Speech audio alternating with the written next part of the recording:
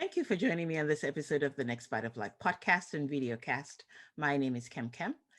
My guest today is Anthony Copeland Parker, and he is an author and a loving husband. And we're going to find out all about him and why this is such a special show for you to listen to, because one of the things that really matters most for as we age is obviously health. I mean, that's the number one reason. If there's no health, you're pretty much screwed and everything else. So we're going to talk about him and his life with his wife. So say hello to everyone. Hello, how are you doing today? I'm glad to be here. And you can call me Tony. Oh, great. Oh, good. Because I was like, three names was a lot for me to handle. So, Tony, thank you so much for being here. I have been dying to talk to you since I got in touch with you. And the first thing I want to mention is you have been traveling all over the world, running marathons. Now, can you tell us why, how this came about? In 2014, I needed to have open heart surgery to replace a leaky aortic valve. Also, right around the same time, my partner, Catherine, was diagnosed with early onset Alzheimer's. Oh, wow. We decided that with our passion for running, we were both endurance athletes at the time, running marathons and half marathons, and also the fact that we love to travel, we decided to combine the two. So what we did was we retired, sold our home, and became nomads running races all over the world. That was not our initial plan. We were basically going to try to find someplace else to live. We were in Louisville, Kentucky at the time. But another race came up, another destination came up, and we just kept moving from place to place, probably about every 3 to 4 days. And Oh, we've been wow. doing that for the last 7 years. Oh my goodness. I mean, I just assumed it was like a one, maybe a two off thing, if not one off, but like a year or something. But I didn't Right. realize you had been doing it for so long. Now, before we get into the actual part of that, take me back a few years before that. Where were you living? How did you guys meet? I mean, I love a good story. Everybody loves a good love story. So tell us, how it all happened. Well, this one was pretty interesting. So Catherine was running marathons, and she had a goal to run a marathon in all 50 states. We were at a small race, a 5K, and I overheard her telling others about this story. I had never run a marathon. This was back in 2000. And I started listening more and more, and also started asking her more and more questions about marathoning. And I convinced her to train me to run my first marathon in 2000 at the New York City Marathon. I actually grew up in New York, so that had always been a part of something I wanted to do. And Wow. she trained me to run that one marathon, me thinking that would be my only marathon. I would be done. I could check it off my box. Exactly. But right now, she's done 83 marathons, and Holy smokes. and I've completed 68 also. Oh my God. Yeah, yeah. Where do you get the energy? I mean, Well, we try to find the energy from ourselves, wow. taking it off of each other. I mean, that's amazing that your very first one, your dip into marathoning was a 26.2, right? That's Mile correct. race. Isn't that Yes. amazing? I mean, how long did it take for her to train you to do that? Well, this was in April, and we did the marathon in November. And we Oh, did a so it's number just a of matter of months. yeah, we did a number of races along the way to get ready for it. But yes, it wasn't. And so when we got finished, I thought, okay, I got my marathon done. And then she turned around and she says, well, we're going to do another one in 2 months in New Wow. Orleans. And I Oh was my like, okay. goodness.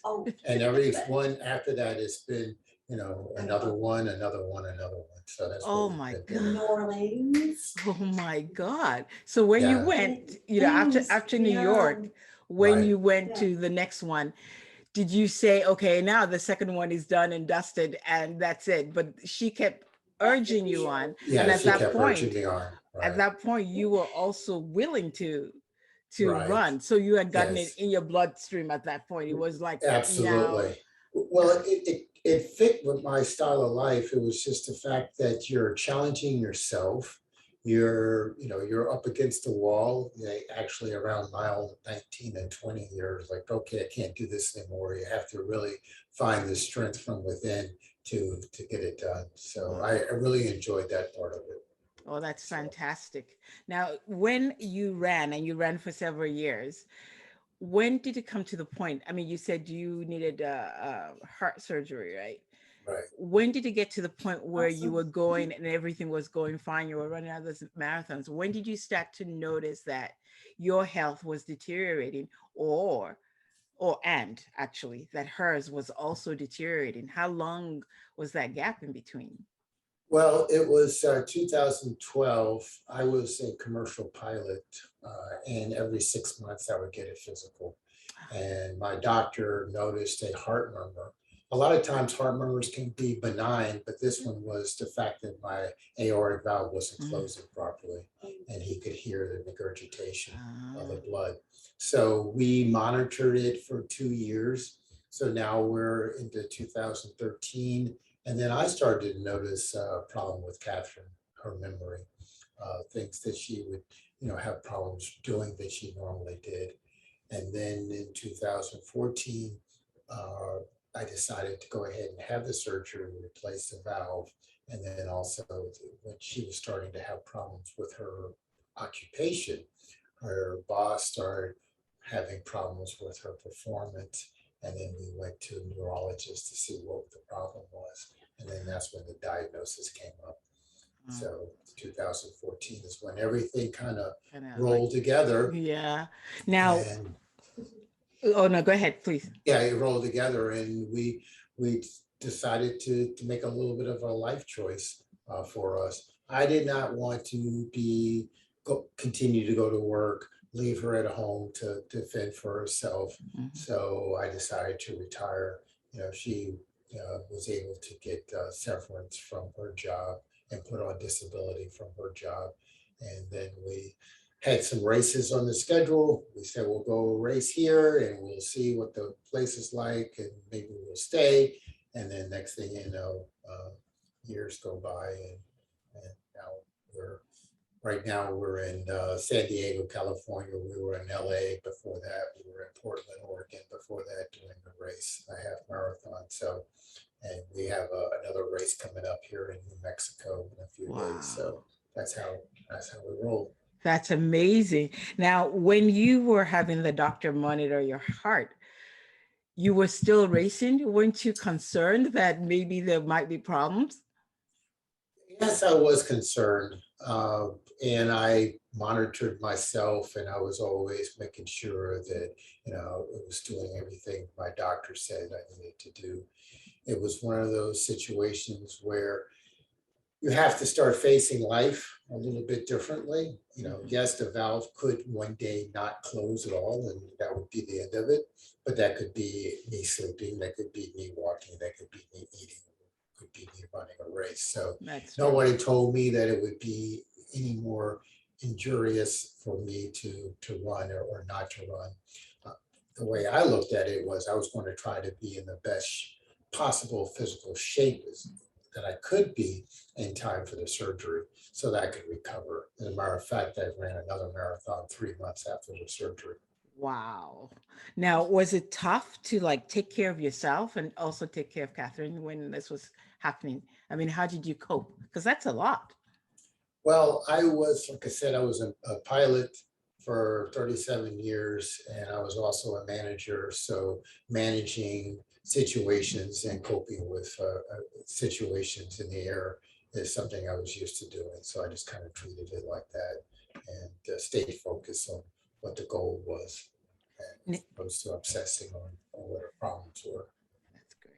Now, for people who don't know what the symptoms or what to look for in early onset Alzheimer's, what can you tell us? Like you said, you were starting to notice some things. Like, what are some of the things that you noticed that was so different that you said, okay, maybe we need to have this checked out?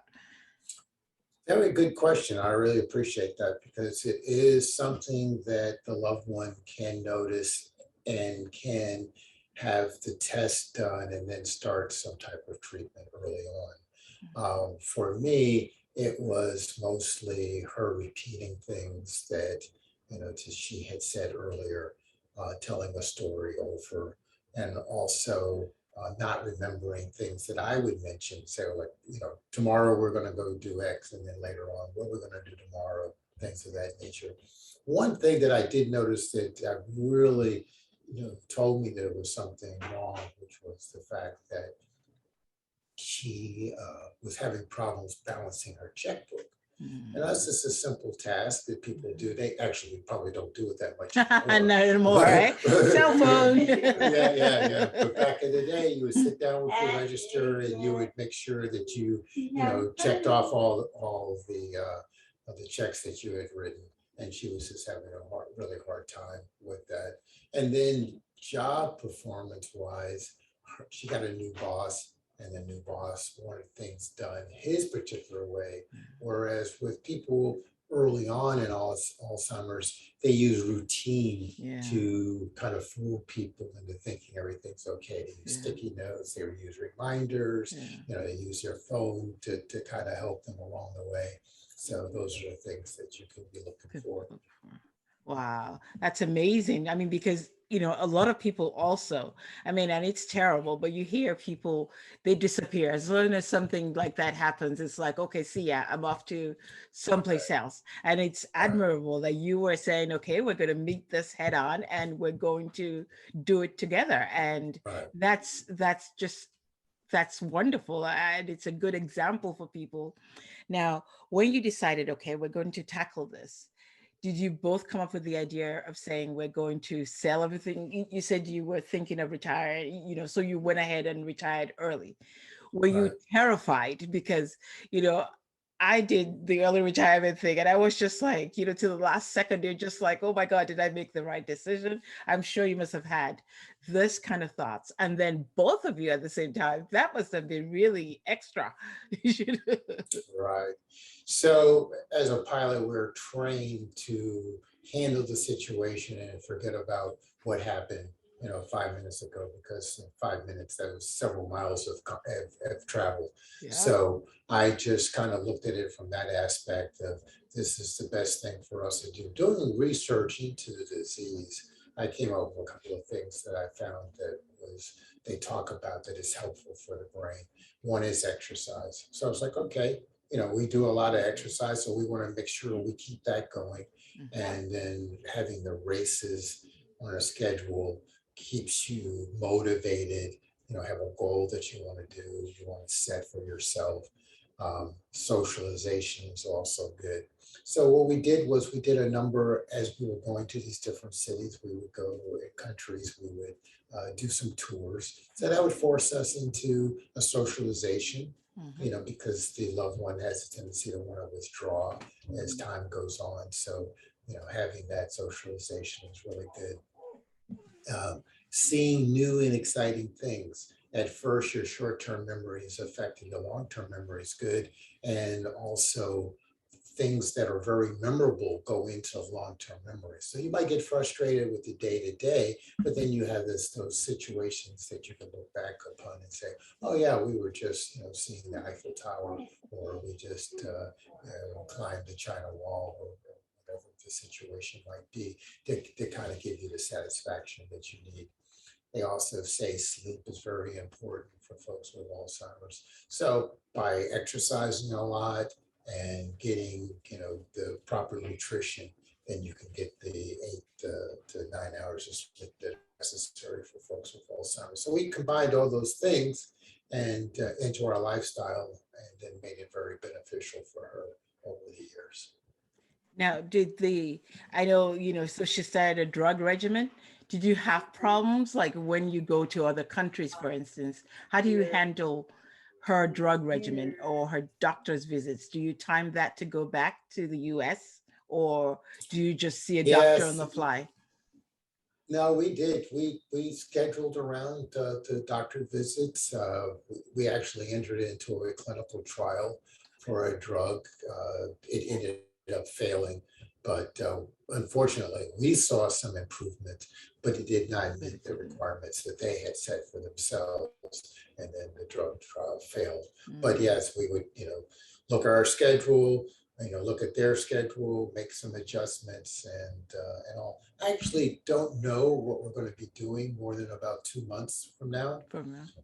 I have some ideas, and depending on situations, we make adjustments. We just actually came back from Berlin and Scotland here last month. Nice. We were able to do some races there, so that was really good.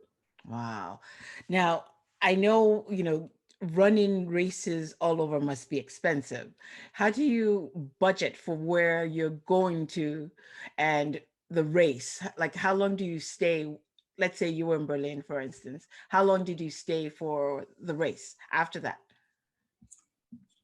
We use a tour company that's based in Boston called Marathon Tours and Travel for a number of our trips. And what they do is they sign you up for the race. They take care of the accommodations, all the tours that are involved, and then you have dinners with them and things of this nature, receptions and things like that. So it's all included into. Oh, that's good. So that makes you have an idea.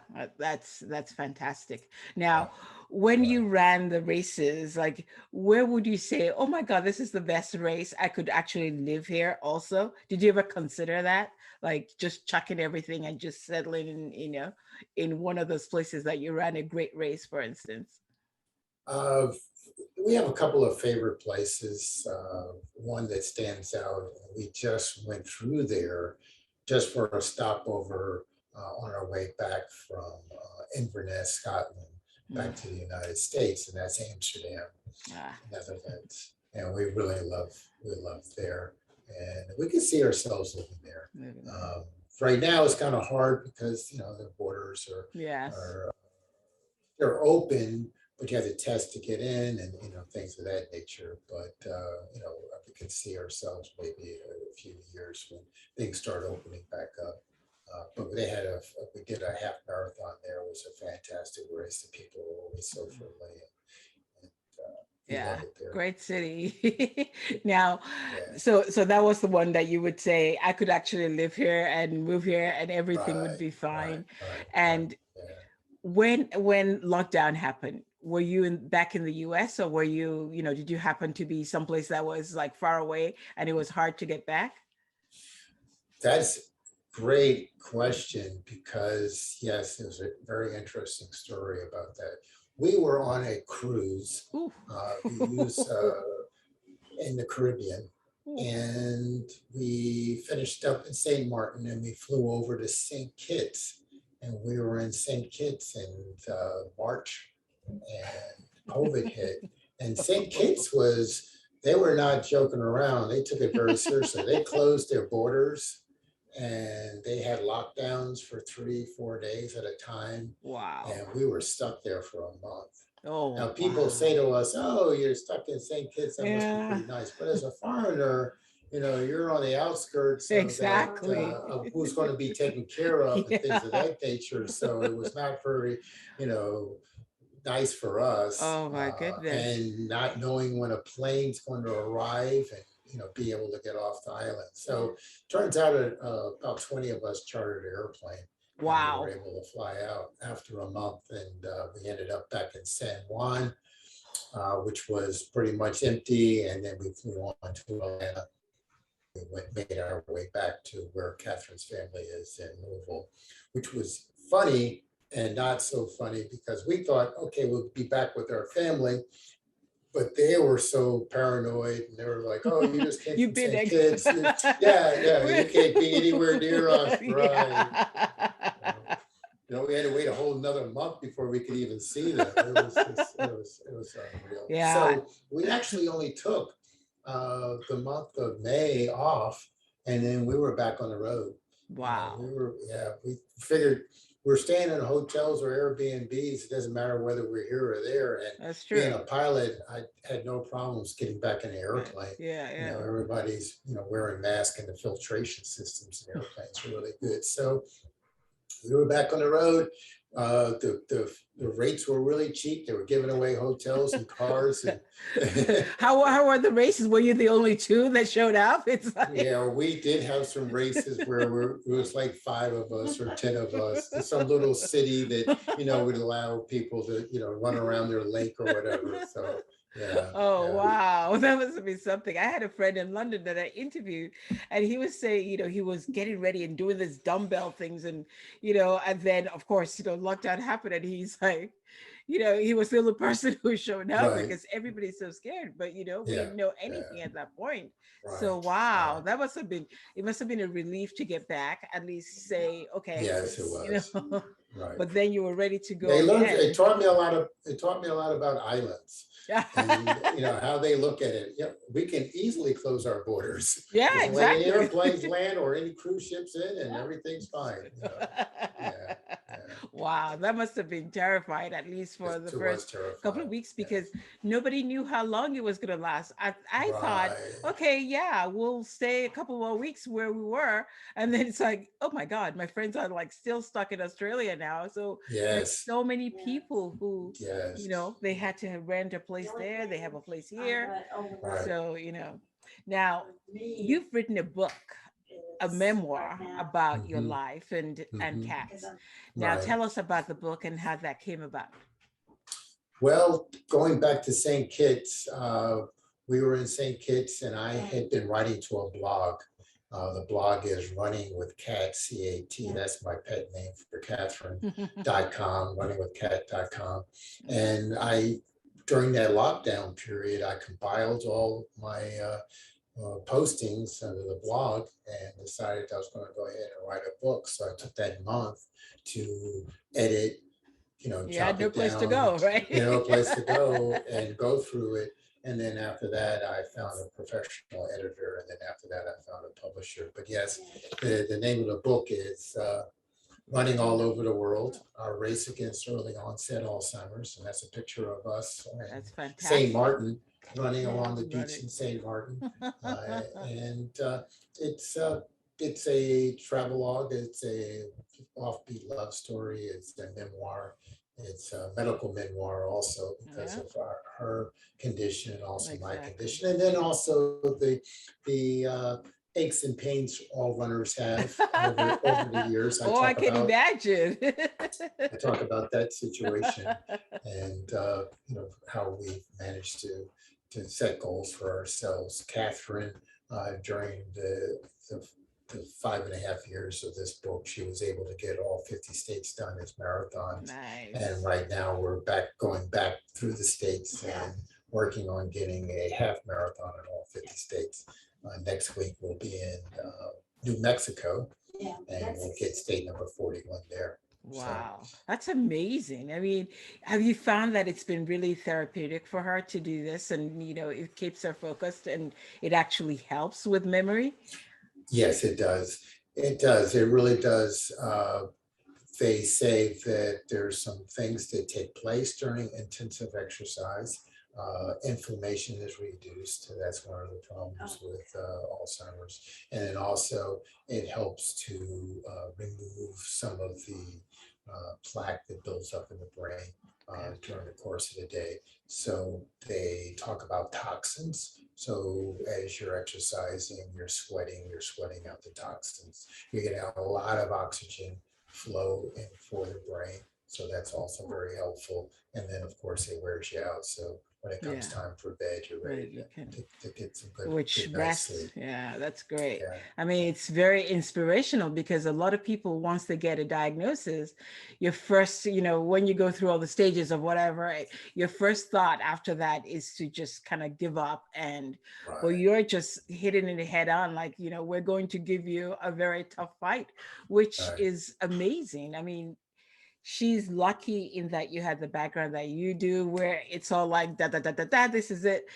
There's no use looking back. You just want to hit Right. the problem and go head on with it. Right. And it's amazing. So you were obviously meant to meet each other because there's a purpose to it, and it's Yes, fantastic. that's a good point. Yes, we also use travel as medicine for us. Nice. We've I've always traveled. She enjoys traveling. She traveled as a youth. So the going from place to place and seeing new people, seeing how they go about their same things that we're trying to do, Exactly. make a living and, enjoy life. Yeah. But they do it a little bit differently in different countries and different cities. So it's always good to see. The other thing is that we've made so many friends over the different trips we've been on. So for example, we were in LA and we have a friend there, and we have some people that we met on another trip when we were there. My son lives in San Diego, so we'll see him. We have some folks that we'll see when we were in Portland, Oregon, and running a race there. So we can drop in just about anywhere, and there's somebody There's within somebody. about an hour's drive we can have lunch or dinner with and visit with. So that helps out a whole lot. Oh, that's great. I think that's so admirable what you're doing. Now, do you ever have, well, you said, you have like 2 months out, you're going to, you have plans for the next 2 months, and then you're not sure afterwards. Is it going to involve more marathons? Obviously, right? Right. Right, right. And So then, yeah, there's always a race somewhere, Yeah. and that's how we decide what we're going to do and where we're going to be. We pick okay. the race first, and then And we start then, putting the things together and deciding, where we're going to go.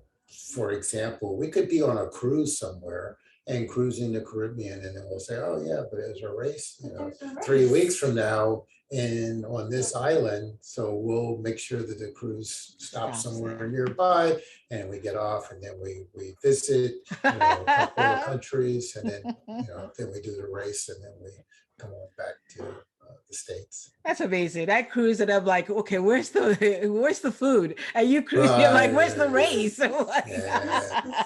And even if there isn't a race, what we do is we'll get off the ship and we'll say, oh, I think we'll go left this time. And then we'll wow. just start running to the left or to the right off the ship. So that's Isn't the that thing we great? That's do. what travel, Yeah. does Yes. to a lot of people. Yeah. This amazing place that you didn't even know existed. So that's fantastic. Now, I'm going to leave you with a couple of questions, I guess. So one question at least. What would be your advice for somebody who may be going through the same trial and tribulation? What would your advice be for somebody going through this who, what can they do? What would you say to them? Tony, hey. Well, I've been asked that question, and I do have very strong feelings about that answer. Oh, cool. My opinion is that you don't do what many people tell you to do, which is to do the routine. Folks say, oh, you need to have a routine. You need to be doing the same thing every day and know exactly where the bathroom is and exactly where you're going and do the same thing every day. I, I, I look at exercising your brain. On the one side, they say, oh, you should try to do puzzles, crossword puzzles, Sudoku, things of this nature to keep exercising your brain.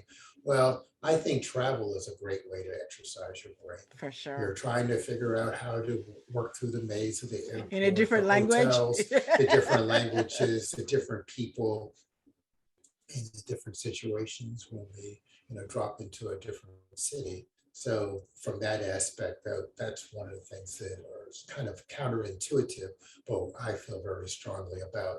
The other thing is I believe that you should take this as a team effort.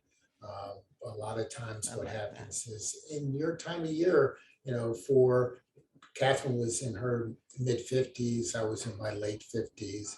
So you need to really start planning for retirement to be around the 60s so that you'll have the funds available if something like this should happen, as opposed to saying, oh, this, retirement will come and maybe I'll retire, because something like this happens.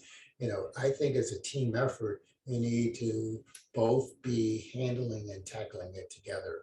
And then the last thing is to find something that you're both passionate about and that you enjoy doing together. And that's a big difference here, is the fact that we both enjoy and have a passion for running and also enjoy traveling. So we're able to do those two things together. We're always together, and we can always enjoy all aspects of the situation, as opposed to just having to adjust to the disease. We're enjoying life and having a good quality of life, no matter how long it might be.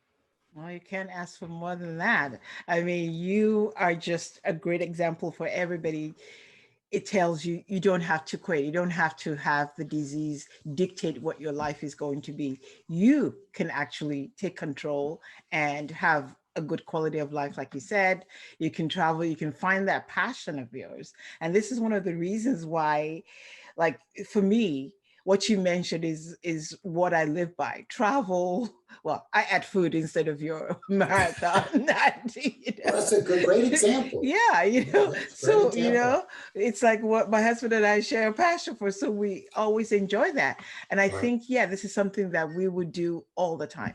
But I also like the part that you said about, you never stop trying to at least plan for the future, because really when stuff like this hits, you have to be in a financially stable situation. You can't wait till the last. When you start getting older, it's very right, important to start taking care of not just your health but your finances as well. right. And so Absolutely. it makes life a whole lot easier, Right, and these decisions are not so bad. So I'm so glad you mentioned both, because really it's a combination, otherwise you're totally screwed.